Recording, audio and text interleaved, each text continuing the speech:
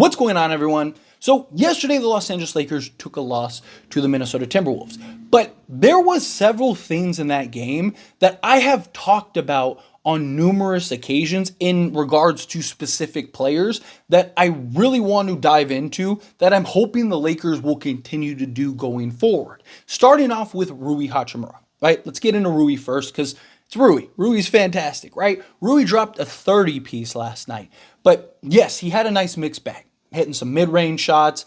He had a couple threes. He was like 4 or 5 from three-point range. But it was more so of something that I've been screaming from the rooftops to have happen for some time, which is put Rui on the block, dump the ball down to Rui, and allow him to be the mismatch he is down low with his size, physicality, and his ability to score, right? The Lakers did that last night. Now, a lot of that might have just been out of necessity and desperation because Anthony Davis went out and they were even running Rui at the 5 on occasion, which drove me crazy. And Darvin Ham in general just drove me mad last night with some of his decisions, but there was some good things that I really want to see continue going forward. Now, I'm not saying you have to run every possession through Rui Hachimura down on the block. But he is best in that position. You saw how much he was dominating in that matchup because they can't guard him. Most teams don't have a player well equipped to defend him, and especially defend him without fouling. Now, I'm not saying that you can't have him out on the perimeter jacking up threes. Yes, he's done an excellent job of evolving and kind of molding his game into being that legit 3.3 type of guy, right? And a lot of that is because LeBron has to play the 4 at this stage of his career, but Rui is still best at the 4 spot. Every time he plays the 4, every time LeBron doesn't play in a game, Rui shifts to the 4 and he puts up 30 points. I have talked repeatedly how I think Rui Hachimura genuinely, and with not a ton of touches because he's so efficient, that he could be a 25-point-a-game guy easy, right? He very well could be. I mean, he does it every time LeBron doesn't play. But he also plays a different role when LeBron doesn't play. And he's more aggressive, and the Lakers actually look for him a little more. But one of the things that we saw yesterday in particular was D'Angelo Russell actually making the effort. Because Rui, and you can go back and look through the archive of games all season, there are numerous times throughout the course of games where Rui gets clear established position and he's, battling and looking for the ball and they just look off him. D'Lo was making an effort as if he was Anthony Davis, right? Where he's calling for the ball, creating established position, and D'Lo, boom, give it to him, right? Oh, no, get it back out. Okay, cool. Let me do the fake pass. Oh, give it back to him again. And then boom, Rui would go and react and go to work. Loved it. I was like, there you go, right? Like, do that more often. Again, I'm not saying you have to do that possession after possession after possession, but there are numerous times throughout the course of a game where the Lakers will go on these little pockets where they struggle to score. And they just kind of start shot chucking, and they're not what we want them to be as far as efficiently on the offensive side of the ball. Well, you have a guy in Rui that you could just, again, put on the block, clear it out, put Anthony Davis on the other block, and dump it down to Rui, let him go to work, and then you have Anthony Davis there to potentially clean it up. Or if the defense comes to help, well, now you got an easy lob to Anthony Davis, and Rui can just turn and, oh, here you go, right? Like, why aren't we running those actions more? Why aren't we utilizing that? Right? You're talking about a guy that's 55% in that area, right? Well, depending on where he is in that area, as far as like 65%. So to me, like, let's call it 50-50. That means 50% of the time you're going to get a bucket in that situation, right? So when you go on these droughts and the offense isn't flowing and clicking the way that you want it to, settle things down. Take a breath, right? Put Rui on the block, dump it down to him. Here you go, buddy. Go to work. Let's get it. If it's not working, well, you're not creating offense right now anyway. So what's the worst case scenario? You're in the same position you're in, but at least you're getting better shots, better looks, maybe even a couple fouls that get you to the foul line, and the Lakers are just in better efficiency, right?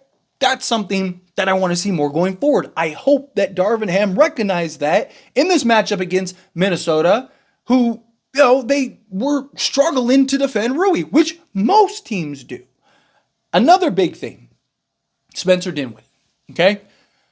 I have talked repeatedly since we acquired Spencer Dinwiddie that I hate the position and the utilization of Spencer Dinwiddie as much as the three guys that I have complained the most about this year is Rui Hachimura, heavily, Christian Wood, and Spencer Dinwiddie since we acquired. Those are three guys that I think Darvin Ham utilizes them terribly.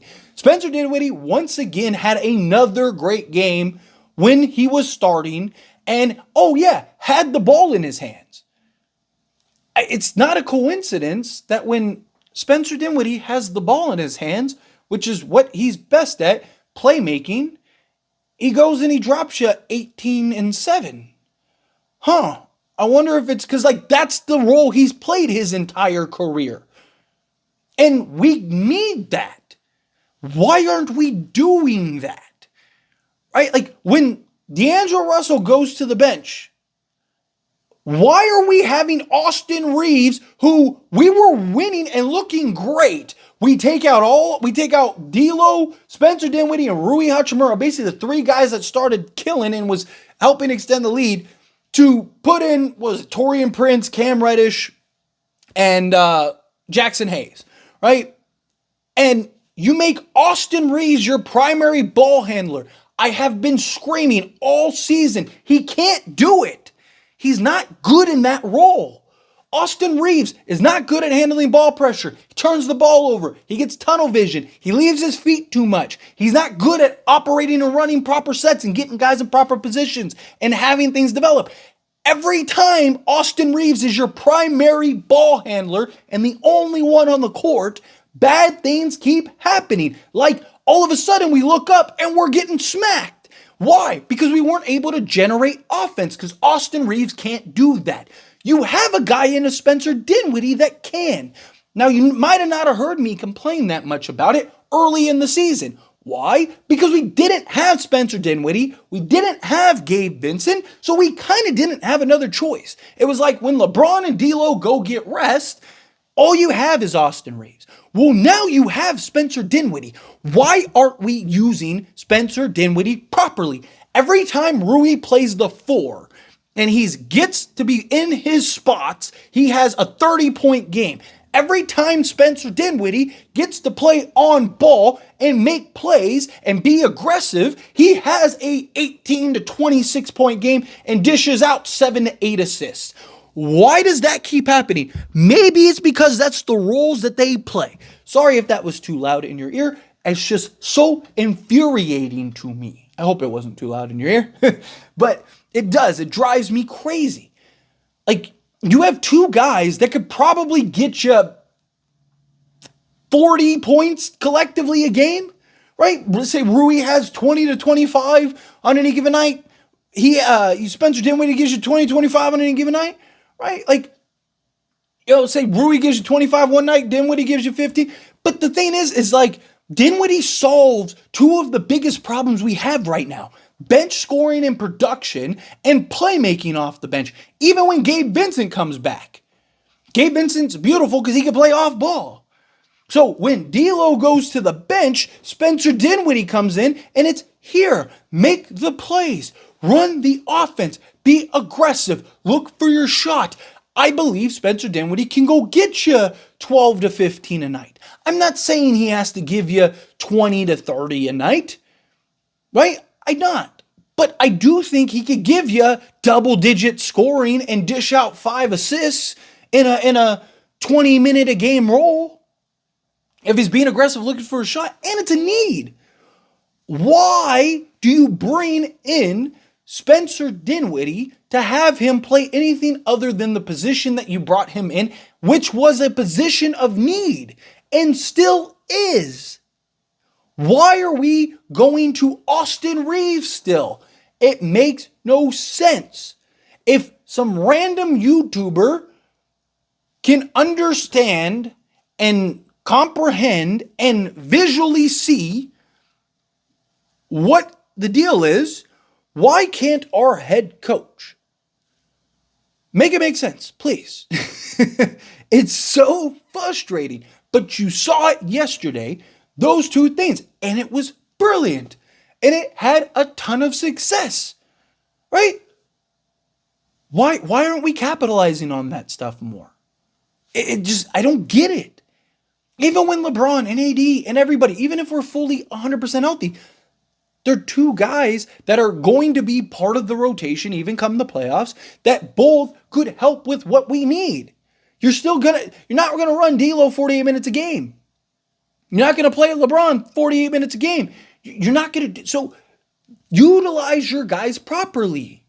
I don't get it. I don't get why it's so hard. But hopefully, fingers crossed, it's two things that the Lakers capitalize and do a better job of comprehending. And shout out to D'Lo for taking the initiative to do so.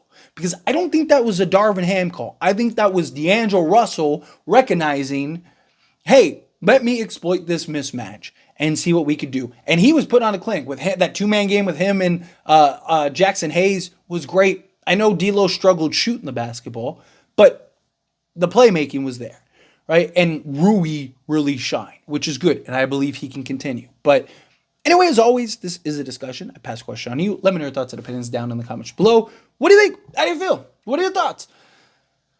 Do you agree with my points? Do you disagree with my points? It's just so frustrating. It really is. But you guys are my therapy, so I appreciate you guys. So let me know down in the comments below. That being said, if you haven't liked this video, hit that like button. Helps me a lot. Helps me enjoy these types of videos, and I truly appreciate it. Not subscribe channel, hit that subscribe button. Turn on the bell notifications. Appreciate y'all. See you in the next one.